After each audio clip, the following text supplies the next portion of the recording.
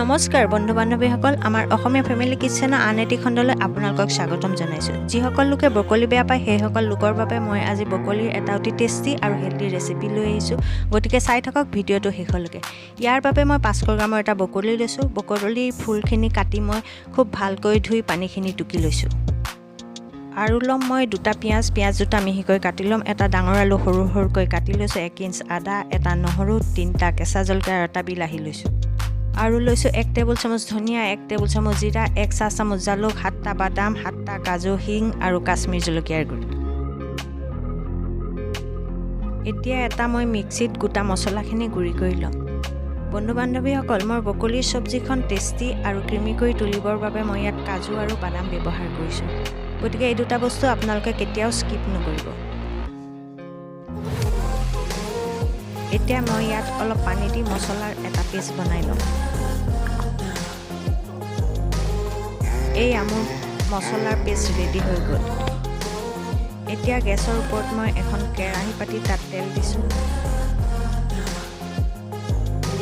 তেলখিনি গৰম হোৱাত ইয়াত মই আগতে কাটি লোৱা ব্ৰকলিখিনি দি দিছোঁ। ব্ৰকলিখিনি খুব বেছি সময় ভাজিব নালাগে, হালকাভাৱে ভাজিলেই হ'ল। মাজে মাজে লৰাই থাকিব ব্ৰকলিখিনি যাতে কেৰাহীত লাগি নধৰে। এতিয়া মোৰ ব্ৰকলিখিনি ভজা হৈ গ'ল আৰু এইখিনি মই এখন কাঁহীত কেৰাহীৰ পৰা তুলি ল'ব। এতিয়া এইখিনি তেলতে মই 1/4 টিস্পুন হিং, 1/2 টিস্পুন গোটা জিৰা, 1/4 টিস্পুন মেথি আৰু 2টা তেজপাত দিলোঁ। গোটা মছলাখিনি কিছু সময় ভজাৰ পিছত মই ইয়াত আগতে কাটি লোৱা পিঁয়াজ দুটা, জলকীয়াকেইটা ফালি দি দিলোঁ। আৰু এই পিঁয়াজখিনি মই সোণালী হোৱালৈকে ভাজিম। 2 মিনিটমান ভজাৰ পিছত পিঁয়াজখিনি সোণালী ৰঙৰ হৈ আহিছে। ইয়াতে মই এতিয়া আগতে কাটি লোৱা আলুখিনি দি দিলোঁ। এইখিনি এতিয়া মই কিছু সময় ভাজিম।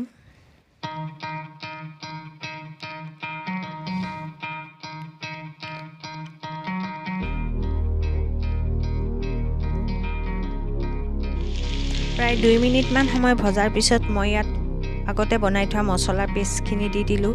লগতে বিলাহীটো পেষ্ট কৰি দি দিলোঁ।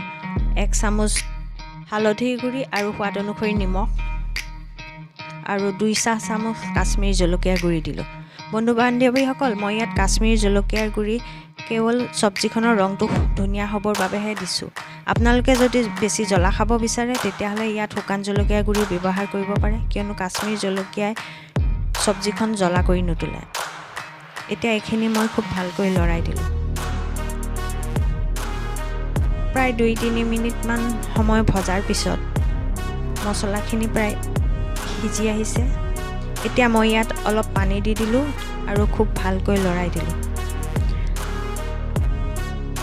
এতিয়া এইখিনি মই 5 মিনিটমান সময় জুইৰ ওপৰতে ৰাখিম, কিয়নো আলুখিনি সিজিবলৈ অলপ সময় লাগিব। গেছটো আপোনালোকে মিডিয়ামতেই ৰাখিব। 5 মিনিটমান সময়ৰ পিছত দেখা গৈছে যে তেলখিনি মছলাখিনিৰ ওপৰত বিৰিঙি উঠিছে আৰু আলুখিনিও লাহে লাহে সিজি আহিছে।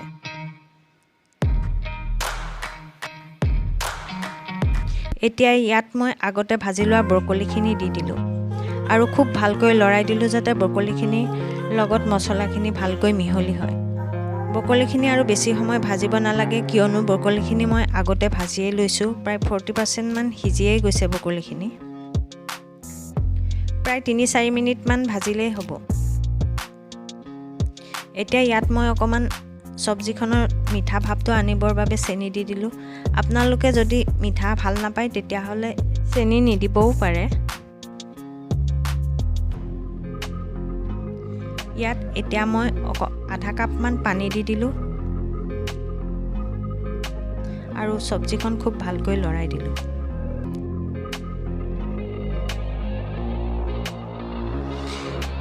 এতিয়া মই এখন ঢাকোনেৰে চব্জিখিনি ঢাকি দিলোঁ আৰু 3 মিনিটমান সিজালোঁ।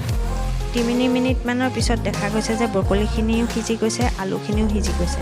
প্ৰায় ব্ৰকলিখিনি খাবৰ বাবে ৰেডিয়ে হৈ গৈছে। এতিয়া মই এখন হেতাৰে চব্জিখিনি খুব ভালকৈ লৰাই দিলোঁ। ইয়াত এতিয়া মই 1 চামুচ গৰম মছলাৰ গুড়ি দিলোঁ আৰু চব্জিখনিৰ গোন্ধটো ভাল হ'বৰ কাৰণে অলপ কাটা ধনিয়া কাটি দিলোঁ আৰু ব্ৰকলিৰ টেষ্টি চব্জি ৰেডি হৈ গ'ল খাবৰ বাবে। এতিয়া মই গেছটো অফ কৰি দিলোঁ। এতিয়া আপোনালোকে ভাত বা পৰঠাৰ লগত এই টেষ্টি ব্ৰকলিৰ চব্জিখন খাব পাৰে।